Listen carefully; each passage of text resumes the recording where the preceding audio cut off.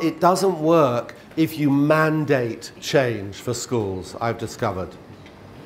It really doesn't work because schools are complicated, organic places, and organic places only change through culture change. They evolve, but you need to know what you're evolving towards.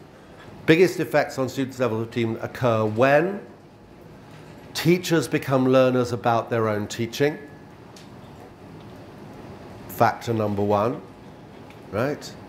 If you're a school leader, put a big chunk of your leadership energies investing in creating that community of inquisitiveness about teaching and learning in your school. Don't hide behind your desk drawing up large matrices of things that people have got to do. Invest in whatever way you can in building that sense of open, collaborative, enthusiastic, inquisitive inquiry amongst the staff, because if you do, your results will go up because that attitude is contagious. And the second is when teachers become learners about their own teaching and when students become their own teachers. So one of your jobs is for you as a school leader to understand and commit to a vision of this kind. Absolutely. Right? You need to know in your bones that you can't sleep easily at night unless you've done everything you can that day, not just to squeeze kids through tests or keep them in their seats, but to help them become more powerful learners. And you have to live and breathe that.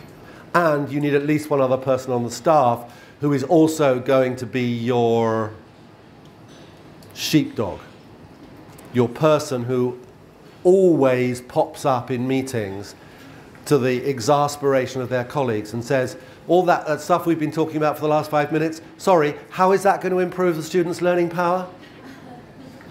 Sorry, I didn't understand. Is that going to make them more resilient? So just spell it out for me, will you? How is that going to help them become more inquisitive? Right? Need somebody who's going to do that job, otherwise we'll forget it. Yeah?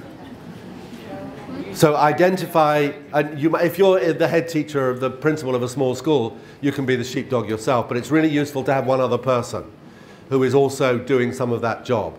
You as the principal, here is my image, my metaphor for you. Now you know where your direction of travel is.